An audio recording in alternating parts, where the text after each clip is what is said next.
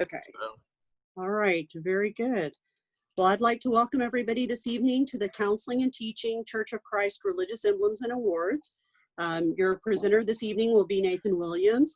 Nathan serves as the Executive Director of Members of Churches of Christ for Scouting, where he serves as the liaison between the Churches of Christ and the Scouting community.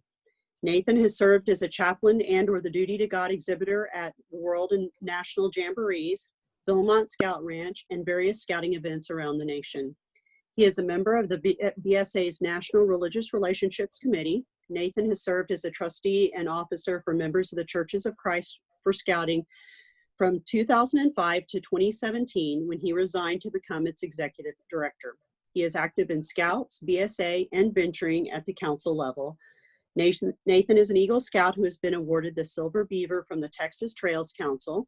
He is a James E. West Fellow, and he has received numerous awards for his service to Scouting, including the International Scouters Award, Faithful Servant from members of Churches of Christ for Scouting, the Alo Akbar Award from the Islamic Committee on Scouting for his work in interfaith dialogue and relations.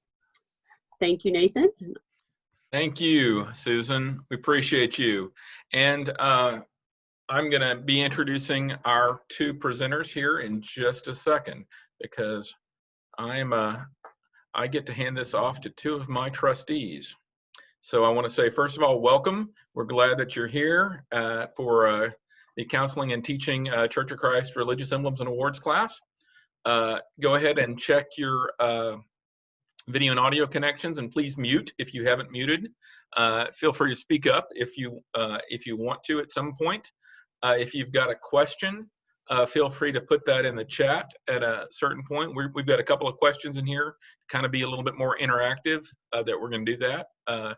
This session's going to be recorded. We also ask that you limit your multitasking during the presentation. We know that's hard sometimes, but we need that to keep everyone else from getting distracted. So we appreciate everyone with all that you've got going on, and we appreciate you joining us tonight.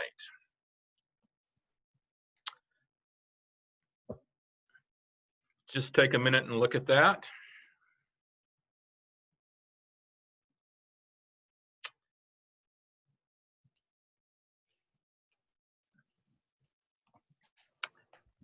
Oh.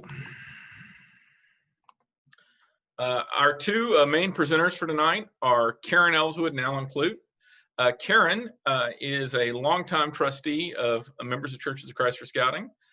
Karen and her husband Dave both come from longtime scouting families, and they've been involved in scouting for their entire married life, I think, or at least their entire married life with kids. Karen's been held leadership positions in Cub Scouts, Boy Scouts, Girl Scouts, and venturing. She's powderhorn trained, has been to Philmont Training Center on numerous occasions, and has helped staff national jamborees. She's an educator, and I think there's been a couple of stints of this, but she's been educating teenagers for about 4 decades. There's a break in the middle somewhere. I don't know how that works out. But anyway, she's been educating teenagers for a long time, and is currently a food science and culinary arts teacher in San Antonio, Texas. Karen has been active with members of the Church of Christ for Scouting for for a long time, and she's served on our board as a trustee for 24 years, and she's currently serving as our executive, as the secretary on the executive board. She and her husband are both recipients of the Faithful Servant Award for members of the Churches of Christ for Scouting. Alan Clute is a minister in Abilene, Texas. Alan is the involvement minister at the Hillcrest Church of Christ in Abilene, Texas, where he's been since 1999. He and his wife Jennifer have been married for nearly 27 years, and they have 2 sons, Jacob and Andrew. Jacob is an Eagle Scout with six palms, who's attended 2 jamborees and earned his Grand Slam award.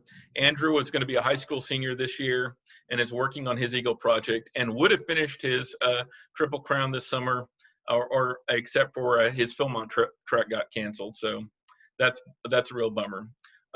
Both boys have earned the 4 Heart Award through members of the Churches of Christ for Scouting. which means that they've completed all 4 of the Servant Leadership Awards. Alan served as an Assistant Scoutmaster since 2012 and was awarded his Faithful Servant Award in 2018.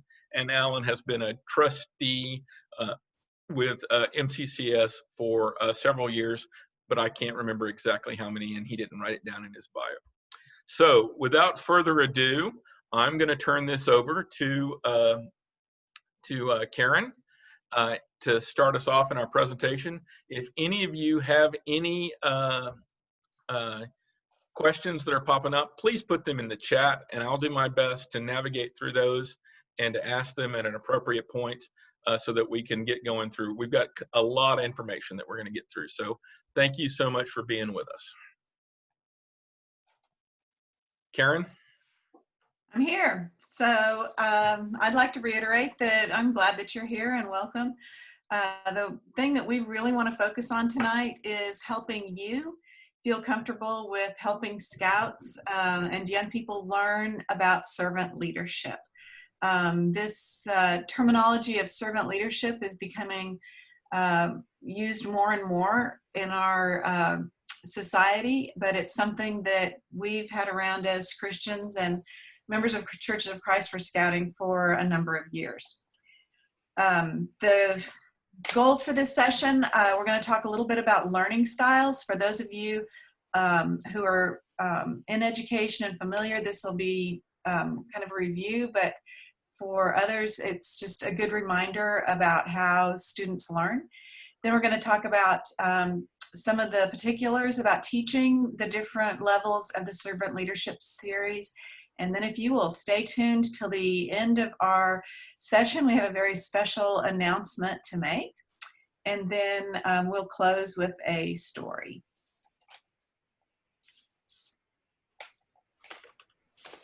So how do children learn?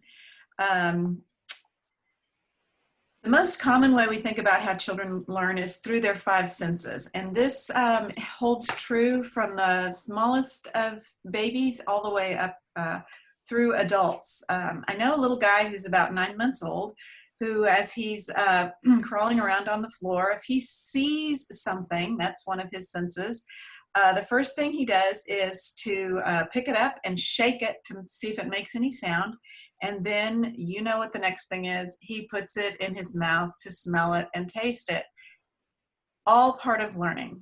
We see this in our youngest children, and it's also the way that we continue to learn about things. We have to keep in mind, though, that some people learn more predominantly with 1 or 2 of those visual senses, or their auditory sense, they're tactile or sensory learners. So by learning those things about the students and Scouts that we're working with, it helps us to be able to gear their activities. Sometimes in Bible classes and church settings, we think that students learn just by rote memorization, the memorization of scriptures and all of those kind of things, but that's really not been proven to be a really successful way to actually students learn something. But I will say there is a place for memorization because it gives us a time to ponder these things that we've memorized. Keeping in mind, though, that memorization is a lot harder for some students and adults than it is for others. But as we've said as parents many times, that the reason for doing this and the importance for it, you will understand later. So as the kids get older, they'll realize why it was important for them to memorize the books of the Bible or to memorize a specific verse. Something else about children and their learning today also I wanted to mention is about peer collaboration. And this, especially for our middle school and teenagers, is an important way that they acknowledge the importance of what they're learning and the importance of their voice in the learning process. So that's one of the things we need to try to be sure that we oversee and facilitate with kids when we're going through these things, whether it's learning how to tie a knot or going over some of these other things in the curriculums, that they have a chance to collaborate with their peers. Alan? All right. For those who work with Boy Scouts, you are familiar with the EDGE method. And we try to incorporate that in the teaching of the servant curriculum. So the E stands for explain. And the example we use in scouting is that we explain how to tie a square knot. And then we demonstrate. We actually tie a square knot. And then we guide. We walk someone else through that process of tying a square knot. And then finally, the last E is enable. We enable them to go and do that on their own. And so we try to use this method while teaching the curriculum as well. So what Alan was talking about is how we can help these kids retain the retention of their learning. And I talked a little bit about styles of learning, but the important thing is we want to know what effect learning has on these kids, because that's our overall goal. When I very first started teaching, I was really frustrated because I really had no way to gauge if my students were really having changes in their life because of what I was teaching them. So I asked my mom, who had taught middle school home economics for 32 years, and my mom, Grandma June Carnes, said, you'll never know what your students actually learn. And when we talked about that, she said, there will be times that it will be really frustrating because you won't know. But then when we all get to heaven, it will come to fruition and we'll know then what an impact we had on our students. So true learning takes place when we can see a change in someone's lifestyle. And that's what we're working for. We also know that learning shapes a person. And when we're looking at the effect of learning, we know that acquired knowledge needs to be put to use. It's kind of the learn, think, do process that Alan was talking about. That's how we can see that these kids have taken something away from what we've been trying to teach them. Okay, on this next slide, really quickly, I want you to go to your chat box, and I have a little question. I want you to type in what is your faith tradition. I'm going to give you a minute or two to think about this and to put in your answer. And by asking you about what your faith tradition is, that means what is your history in your faith? Maybe it's tied to specific traditions that your faith has. Maybe your faith tradition carries a specific name to it, but we know that our faith traditions are more than just a name. It really is who we are. So thank you, John put down. He's a member of the Church of Christ. And I'll give you a minute or so to work on this.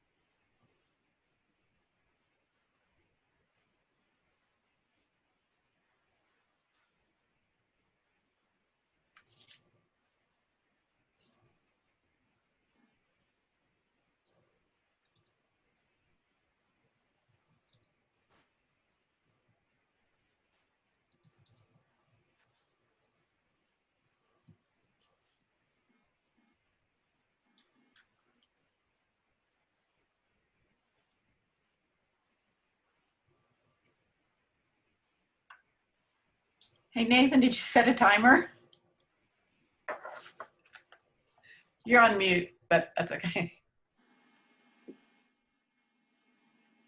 I did not set a timer, but I think we're seeing that we've got a member. So we've got, we've got an interesting mix of, we've got folks coming in from about, by my estimation, half Churches of Christ and half other groups that are here. So that's a good mix. That actually mirrors kind of the number of awards and how our awards break down when we have people participating in our program. So one thing I want to mention right now, and we haven't really talked about this before, but due to the autonomous nature of Churches of Christ, it sort of seems like there's a conflict in that we have a national organization of Church of Christ Scouters. So I just want all of you to know that we have really taken great pains in the curriculum content of these awards to be scripturally sound and non-denominational. I know that most of us from a Church of Christ faith heritage aspire to being non-denominational and having our own group decisions in our own home church. And we want that to shine through in these curriculums also, that they truly are non-denominational. So I hope that we can focus on that this evening.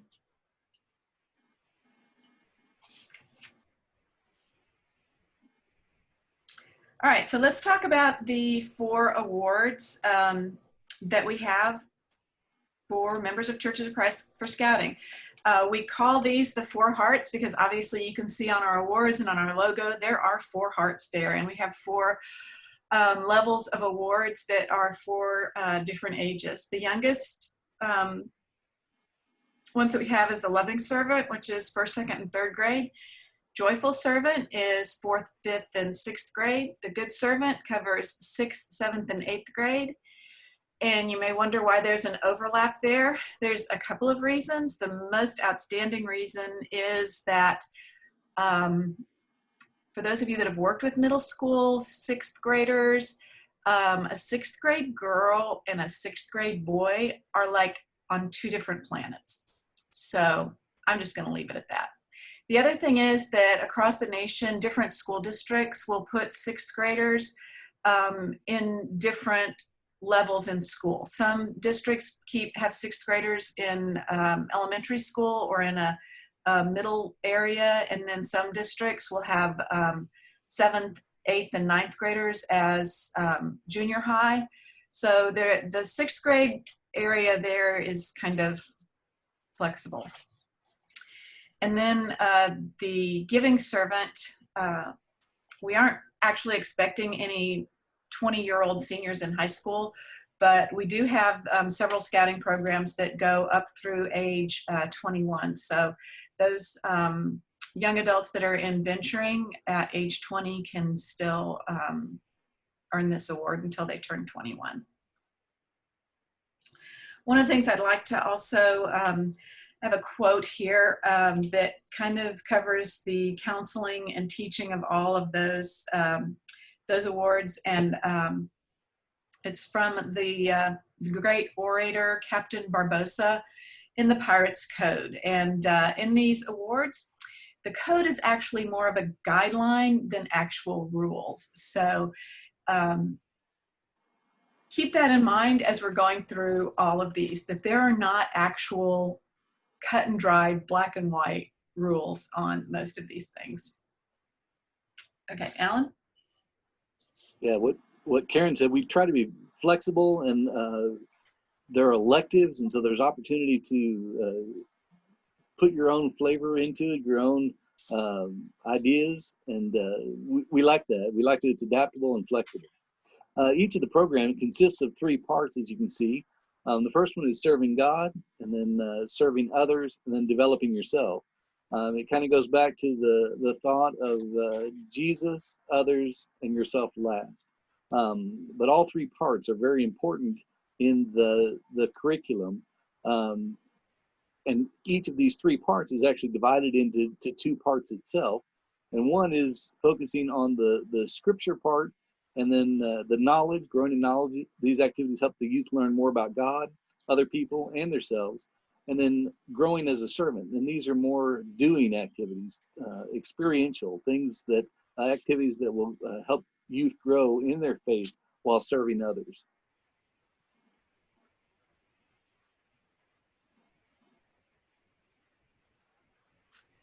On this chart, I've got some comparisons of the levels just to give you an overview of the progression. So if you look at the loving servant, that's our youngest children. Remember, that's the first, second, and third graders. And the minimum number of required activities is 18. And like Alan said, in each of the sections, there's required activities and there's elective activities. But just to give you an idea, in the Loving Servant curriculum, there's 27 total activities, but only 18 are required to qualify for that award. And the same thing with the Joyful Servant. There's 24 required, and some of those are electives that you can choose from out of a total of 41. So you can see that there's quite a big, broad selection because we know everybody is different and everybody has different ideas and likes and dislikes and different programs that are going on. As far as the time requirements, you can see those progress on there. The Giving Servant, we kept that at 3 months because those high school kids have got a lot going on and a lot of things on their plate and probably are working on earning some other pretty high-ranking, tough-to-earn projects and awards also. The finish age is flexible on these. So I know that, in other words, that means they don't have to be starting and finishing in 2 months. They don't have to start it and then 3 months later they have to finish. It can, we've had people turn in their paperwork to get their award that have spent 2 years going through the 3 months worth of requirements on there. The other thing is, let's look at the Bible reading. So for the youngest kids on there, the Bible reading requirement just says read. When you see that, there's nothing specific there that says what version of the Bible they're supposed to read. And of course, you and I know that first, second, and third graders' reading ability is probably not very far up there. The NIV Reader's Version of the Bible is written on a 4th grade reading level. So we don't really have anything that's written on a first grade reading level. Even the children's Bibles are not written on a 1st grade level. So it just says read. It doesn't say what version. It doesn't even say who the reader is supposed to be. It doesn't necessarily have to be the child. It could be a Giving Servant teenager who's reading to the child, or a parent or grandparent. And it also doesn't designate in this requirement what the content is. It could be reading the same verse over and over and over again, or it could be reading different verses. So I think that I'm trying to give you guys an overview of how this program is flexible yet overlapping, and you can work together. I know in thinking about this, I know of families that homeschool that have multiple age levels of kids that want to work on this all at the same time, and that's very doable. And Okay. don't be overwhelmed by the sheer number of activities. Right. The question is, how do you eat an elephant? Well, you eat an elephant one bite at a time, and you get as many people to help you as possible. And so, you know, you look at 30 requirements. Well, that's a whole lot. Yes, but just you work on 1 or 2 at a time on any given gathering. And then you also have to figure out what season works best. I know that for our youth, I discovered that fall was just too busy with the start of school and all the football and volleyball and band and other activities. But the spring semester worked pretty well. And then when summer hit, families traveled, and so they were gone. So we waited until the following spring to finish up. So it took nearly 18 months to complete the requirements.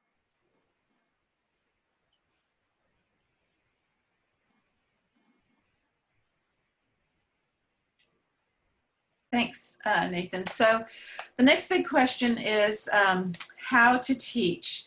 I have heard lots of reasons over the years that people have given me for not working with youth, whether it's in Scouts or in church or for any other reason. We are not asking you to have an education degree to help facilitate these programs.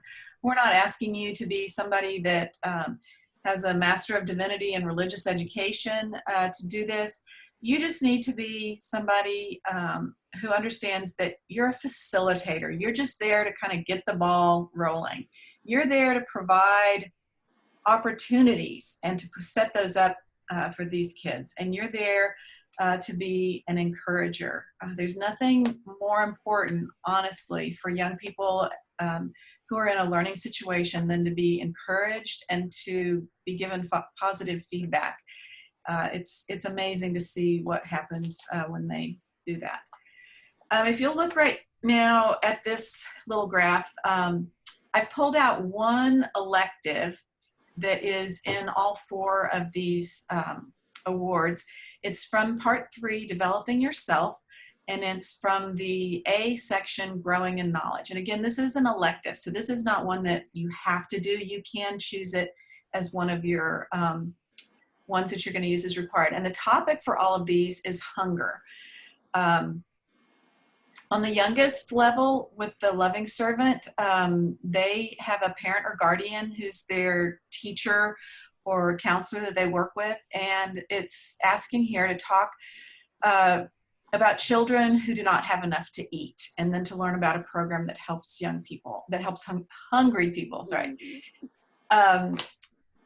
This is such a relevant topic. I know in our schools right here in our neighborhood and our school district, they are having drive-through pickup meals for families and children every day of the week. And these are kids that our children go to school with.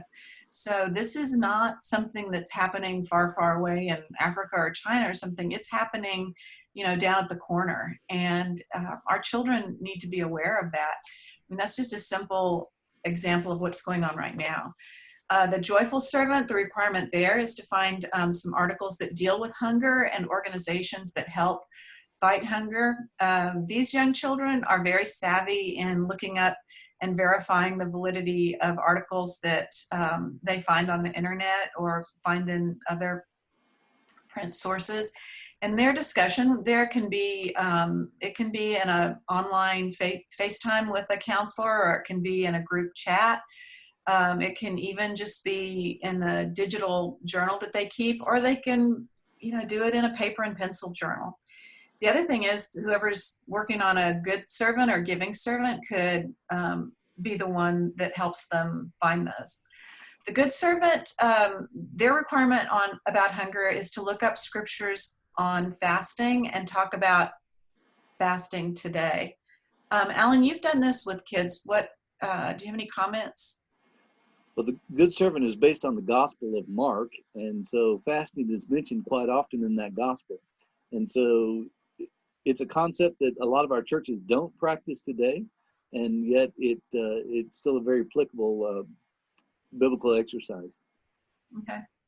The giving servant requirement about hunger, because these are teenagers and young adults, is to participate with their friends in an activity aimed at world hunger or freshwater or nutrition education. We want these kids to get out and start being active in participating in a solution to some of these things, and on a level that's interesting to them. This also goes, this particular requirement is directed so that it can qualify as some of the requirements for some of the other awards that are in scouting in that age level. So does that kind of give everybody a heads up and an overview of how these curriculums are written and how you can teach them overlapping with each other, or how you can teach them individually, and how the curriculums are based and written for the age level that it shows on there.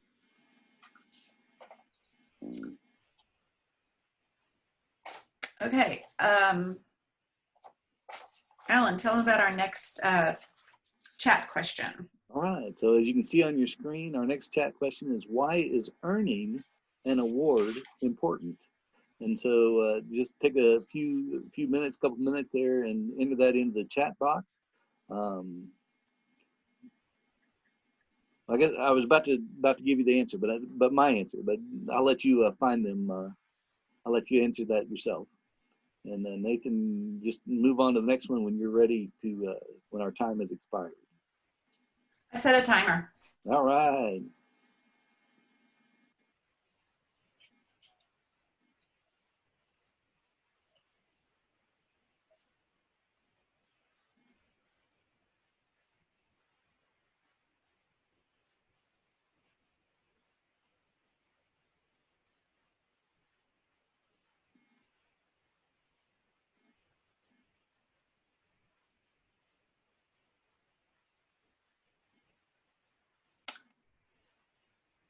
Thanks, John, for your comment about the sense of accomplishment and pride. That really does make a difference with our youth.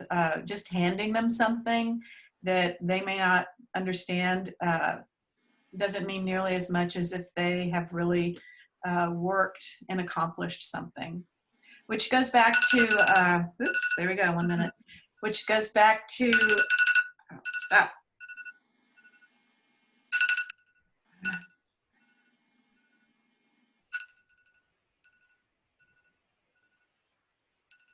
All right, I don't know what I did. Don't have me set a timer anymore. I was going to say that goes back to encouraging our kids. Go ahead. All right. So the next question here is who can use this curriculum? And it can be used with individual scouts. I know when I did the loving servant with my boys, I did each of them individually, just father and son, and of course the whole family was involved. But you can also have the whole family or small groups of students, which is the way I prefer to do it. For me, it was best done in a group setting. No one likes to suffer alone, as my boys said. And I always invited the entire youth group at the good and giving levels. And then, but I also encouraged my boys to recruit their close friends because I figured they would stick with it more if they were having fun with their friends. I just started teaching the Good Servant this February. In the very first meeting, we had 3 boys from our troop. And I asked one of them to close us out with a prayer. And so during his prayer, he said, Lord, thank you that this is not going to be as bad as I thought it was going to be. And can you tell I work with middle school boys? But what he was saying was, you know, if I were doing this by myself, I might not enjoy it. But because I'm doing it with my friends, it's going to be okay. This is going to be good. And so, and then you also, as the leader, should recruit a partner to help facilitate. It can be a parent, but it doesn't have to be. You have to have 2 deep leadership anyway for BSA. So some churches use this as their church Bible class curriculum. And then we've had non-scouts that have participated. One of my son's best friends is not a scout, but he did the giving servant with us. And we had a young lady that participated, even though she wasn't a scout of any form. And so, again, if you can get those friendship groups, there's a higher likelihood of them sticking with it. Alan, just to interject just for a minute here, one of the other things that's not on our slide is we have lots of folks who are not from backgrounds of Churches of Christ who are in our awards, and we welcome them and encourage that. And so that's always a good thing for us to experience, and we appreciate that when folks are coming in. So when we ran the awards for the numbers for last year, nearly, I think we were at 52% of our awards went to young people from Churches of Christ, and 48% went to young people who were coming from other faith backgrounds, especially non-denominational churches that might not be affiliated with any other programs and groups. Because it is biblically based, anyone can use the material. That's what we like about it. All right. Our next slide says who can teach the curriculum. And as Karen said, you do not have to have a degree in theology. You don't have one? Well, I don't have one either. My degree is in math, computer science, secondary education. But it is still an opportunity to teach about Jesus. So your counselor will help you to be a servant. That's what our job is to help them be a servant. So at the loving servant area or level, it's usually the parent or the guardian. And then joyful good or giving is usually a counselor. That counselor can be a parent. I had other ministers that did the joyful with my boys, and then I did a group of their friends with the good and the giving. The boys are supposed to, or the participants are supposed to read the scriptures and tell what they mean to them. So it helps if you read the curriculum beforehand. If you read the scriptures that are outlined beforehand, that way you have some idea, and most of them are very, very straightforward. When you let them explain it, with middle school boys, that often leads to crickets. There's just dead silence. And so I try to ask questions to prompt them and help them think about the scripture. I try to clear up any misconceptions that they might express. Most of the scriptures are pretty straightforward, but if you're not sure what a particular scripture means, then ask your preacher or a trusted Bible teacher, or Google it, and then ask a preacher or a trusted Bible teacher, preferably ahead of time.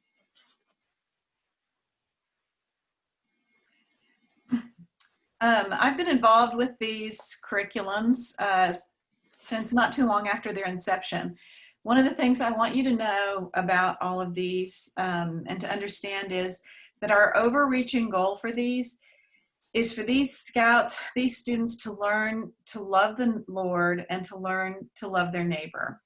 That is the overriding principle here. And like Alan said, you don't have to have any kind of biblical degree, but like he was explaining, that ability that I think we all have to just help draw out of kids or ask questions, just to facilitate what's going on here is the important thing. The other thing I want you to know about all of these curriculums is that over the years, we have struggled and worked really hard for the content to be scripturally sound and to be non-denominational. So feel confident in knowing that when you dive into these, that it is going to be as close to the Bible and the Word of God as we have been able to make it. And I will tell you, there has been a lot of blood, sweat, tears, and hours of prayer over the wording and the scriptures and the activities that have been chosen in here. And the other thing, keep in mind, these are not perfect. Nathan and I have been talking as we've been reading through these and going through, we've uncovered a lot of silly mistakes that need to be changed and a lot of things that need to be updated, or the wording needs to be worked on a little bit. So give us some grace there.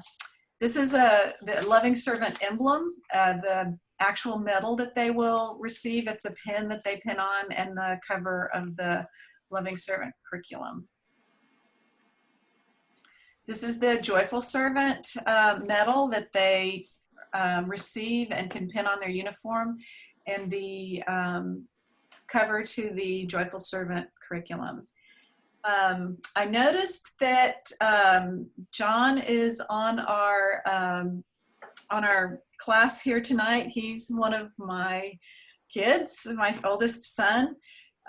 John, if you'd unmute your microphone, I've got a question for you. Do you remember doing the Joyful Servant Program Award? Yeah, I do. It was a long time ago. I think I was in 5th grade. So that was many moons ago.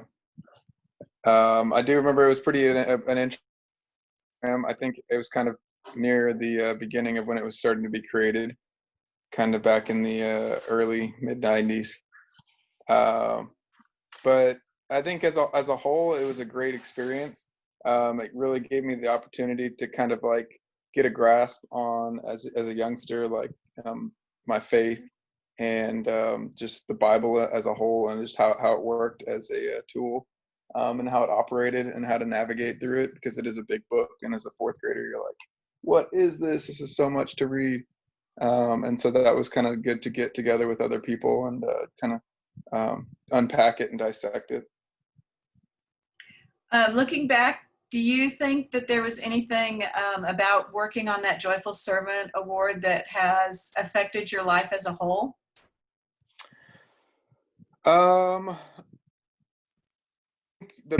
thing that it most affected as a whole would probably just be instilling in me at a younger age just that curiosity, that interest in the Bible, and being able to navigate through it and as an adult and look through there and find things that I can even remember back on. I'll come across Bible verses that I remember having to memorize from the Joyful Servant program, and I'm like, it just kind of wraps together my whole life spiritually as a whole.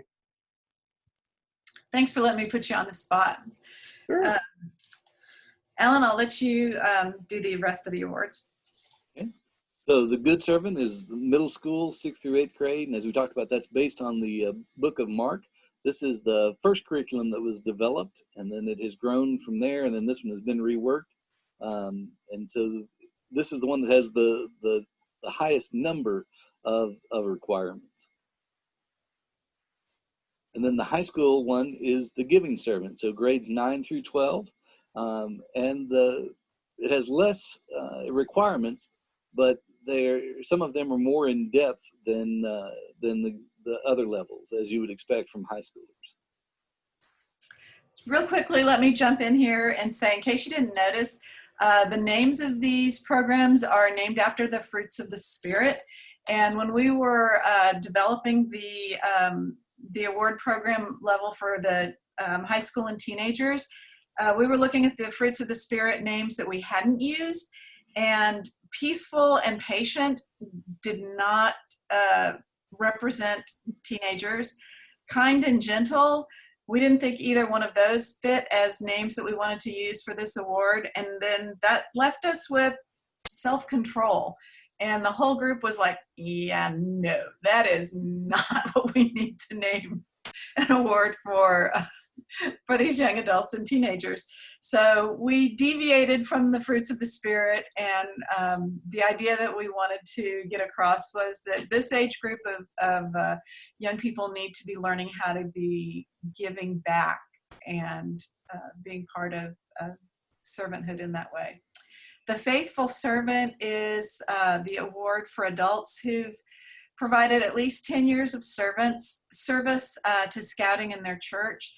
This is a nomination award. It's not really something that somebody earns. So you can go to our website and download the requirements there if you know somebody that fulfills that 10 years of service, so that they can be recognized and honored. And it is okay for you to download it yourself if you know that you are qualified, and put your name and some other pertinent information and hand it off to your spouse or somebody else who can submit it to our national office for that. So that's just a little information there.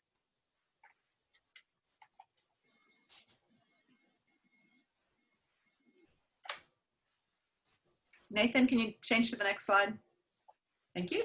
So our next slide here is for those who have earned all 4 of the Servant Leader Awards. The last one, the Giving Servant, only came into existence in about 2012, so it's been around less than a decade. But we've had 24 who have earned this award, and I was proud of both my boys for sticking it out and completing all 4 levels, and so they are 2 of the 24. And so regardless of who the counselor is, if it's a church leader or if it's a grandparent or a parent, the parents are going to probably need to be involved to just keep the train on the tracks and keep it moving. So that was just a way to recognize them. So the next important thing after these kids have earned their award is to present it to them. Just a quick question to each of you. In your life, just think back really quickly. What is the greatest earthly award that you have ever earned or been presented? What comes to the forefront of your mind immediately? I'll tell you, when I was thinking about this and asking myself that question, more often the awards I did not receive were what was coming to my mind first. And I don't want to go into the psychoanalysis of that in my own personality, but these awards are really significant and really important. When you order the medals from our national office to have them sent to you, they will come with actual scripts, fill in the blank scripts for several different award presentations that may or may not meet your needs. But the easiest thing I can tell you to do for presenting to these kids and telling them that it's a job well done is to follow the 5 W's and an H: who, what, when, where, why, and how. If you'll just answer those questions about the group or each child as they're receiving their award, then that's gonna be really an important thing in their life. It's basically to tell them it's a job well done, my good and faithful servant.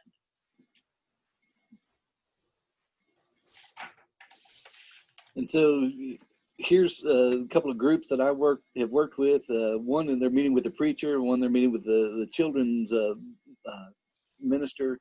And then one, they are explaining different ways that Hillcrest, the church that I work at, helps in the community.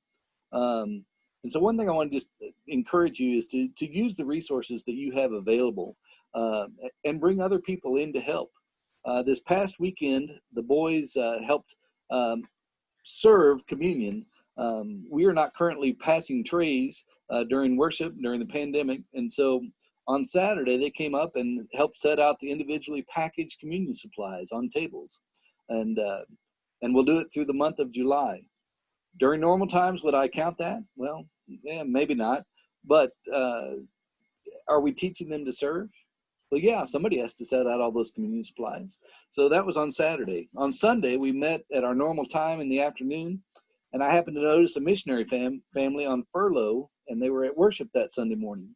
And so I asked them to come and to socially distantly share about the work that they do in the Philippines. And they did just a marvelous job of explaining how they met the needs of people that they worked with. And then allowed the boys to ask questions. And then Monday, Abilene Independent School District, the homeless student liaison needed some help packing backpacks full of school supplies. And so we got our boys lined up. One had to come late because he was getting a physical, and one had to leave early because he had an orthodontist appointment, but they were there and helped, did their rotation of putting all the markers and pencils and paper and supplies in. And so we took the boys to help. Were any of those activities planned on the Thursday before? Unfortunately, no. But they all kind of just fell into our lap, and we took advantage of the opportunities that were there in front of us. This is teaching the good giving servant. The last time I taught it, and the boys, the group worked with the third grade, and so they're teaching the story of the Good Samaritan. And so they kind of had a little fight over which person was going to get to be the donkey that they put the injured man on, but they did a great job, and then helped them prepare Good Samaritan bags to hand out to people they saw on the street or homeless people. And then another day they went to the Christian Service Center and were able to sort food. This spring we went to the homeless shelter, and we organized their furniture shed. Now, why do homeless people need furniture? Well, because our homeless shelter is a low barrier homeless shelter, and they're trying to get people placed into apartments and other permanent living conditions as quickly as possible. And to do that, they need to set them up with beds and couches and tables and things like that. So we organized their shed for them. Here we are this spring delivering Meals on Wheels. There the boys are serving, they're sorting school supplies. And then again at the Christian Service Center, learning about what they do in clothing and feeding people. When you get ready to do a celebration near the end, go over the top. This last time we did steak and fries and salad, and we killed the fatted calf for them because they had worked very hard to fulfill all the requirements, but also just to grow as servant leaders. And we were thankful that Nathan was able to be there to help us celebrate their accomplishments. So finally, I'd like to say, just be creative. and make it fun. Don't make it as bad as they anticipate that it's going to be. Let them use their gifts and their talents. When I was working with high school students on the Giving Servant, including my own two sons, they enjoyed making videos. And so they decided to make video announcements to be shown in the youth class on Sunday mornings. And so I've got a sample of that here in just a second. But this picture here shows you have to be flexible and adaptable for whatever comes up. And so this is COVID-19 stuff that our communions we put on rubber gloves and we spread them out on the table. We had to have Zoom meetings until we were able to meet again in person. And then down at the bottom, we are socially distant as we are learning from the missionaries. So I mentioned this video. They decided to make video announcements, and this was during February of 2018. The Winter Olympics were going on, and of course their favorite thing after seeing cool runnings was the bobsled. And so they chose to make a movie, a short video, the short video that they created. So just watch, it's about 25 seconds. Hillcrest Youth is got a bobsled team. Left, right, left, right. Middle School Madness tonight at 5:30 in the Hillcrest Youth Room. Don't forget about the huddles tonight. Look at the bulletin board for more info. And bring a friend. Like me.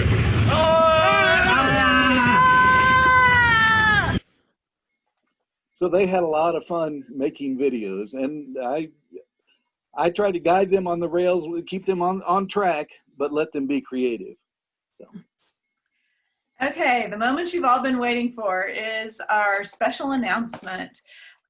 We are working this summer on creating a new award program that we're going to call Servant Heroes Award, and this is for our kindergarten and first grade age kiddos. This is a very underserved population, especially for our MCCS awards.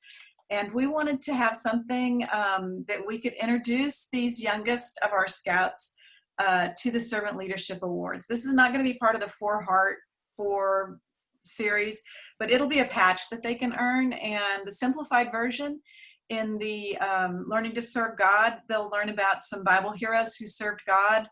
And then in part 2, some Bible heroes that served others. And then in part 3, we're going to develop a way that they can express how they can live their own lives as kindergartners and first graders as heroes. So look for that to be coming out to fulfill a need that we had for scouts and younger siblings that are in kindergarten and first grade. We're excited about this. One of the things that's important about this is that, especially with the advent of the new Lion program in Cubs, they're adding some duty to God requirements to that. And so we're very pleased that MCCS is going to be able to have a way that's age appropriate for our kindergartners to fulfill that need.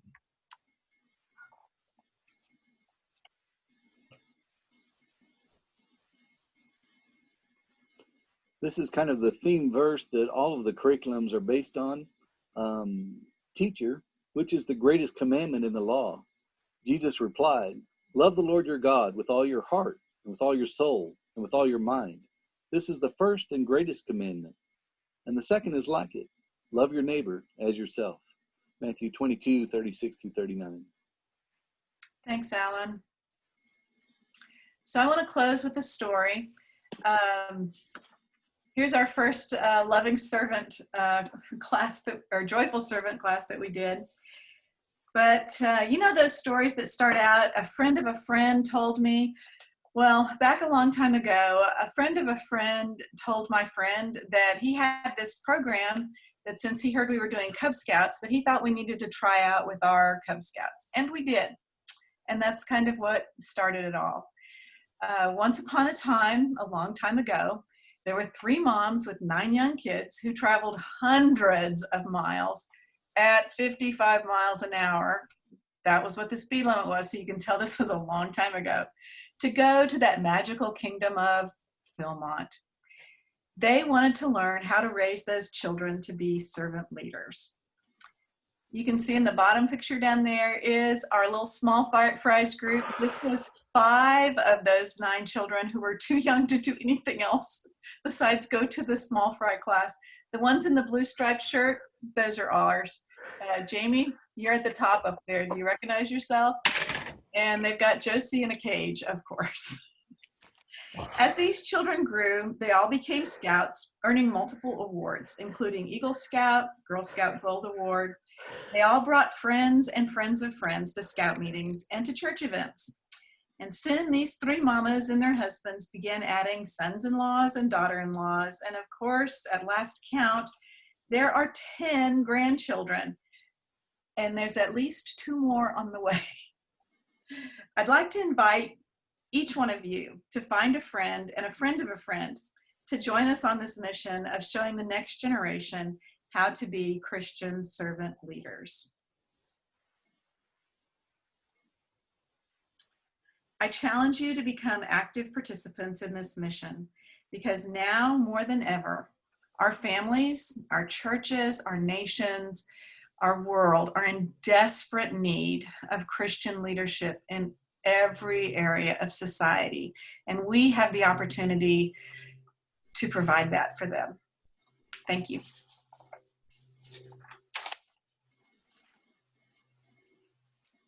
Anybody have any questions? Folks, we are running short and we need to be respectful of our time. I do want to bring up one question. Tracy brought up a great question earlier about folks with special needs. We are very happy to work with folks with special needs. We understand making adaptions and handling that. And if you'll just reach out to me personally, I can help you do that. And if I can't answer the question or find someone, I will definitely find someone who can help you. But we want every scout, no matter how old they are and no matter what their learning situation is, to be able to earn our awards. And we will do everything that we can to make that happen. And we just got a question about the video recording. The video is being recorded. It will be uploaded to the YouTube site. And when I have that, I will also make that available via the MCCS Facebook group.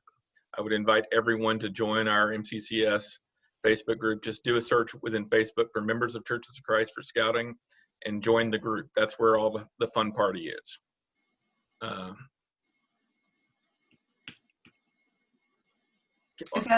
Mary, I know people will ask, can you start at the lower level and work up the ladder so you can be a 4-heart? Yes. Yeah, in fact, that's how you have to do it. You have to start at the bottom and work your way up. And Nathan, if you'll put the last slide up there, it's got our contact information if anybody wants to jot that down real quickly.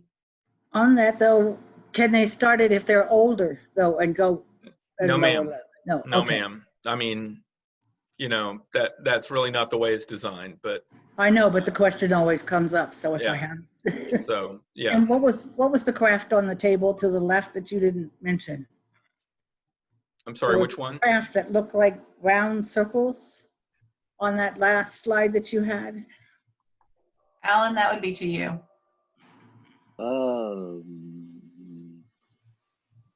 Point it out to me and let's see. Are you talking about this one right here? Yes. What are they? Those are the personal communion supplies. It is grape juice with a little wafer on top. Oh, okay. It's designed.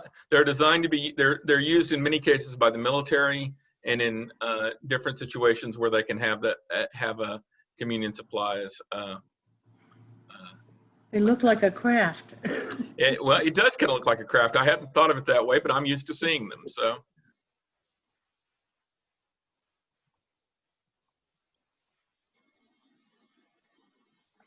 Okay, folks, I want to say thank you so much for being here. I see a lot of new names, and I see a lot of names that are that I'm not familiar with. So that's fantastic. I'm very happy. Karen gets kudos for having 3 out of her 4 children plus her husband on the call. So she's pushing our numbers up. Thanks for everything that you guys do for Scouts. Thanks for everything that you guys do for youth. Thanks for everything that you do to reach out and help folks and to build up the kingdom of heaven. We appreciate every one of you. Let's have a good night, and let's take care of each other. With that, I'm going to end the meeting.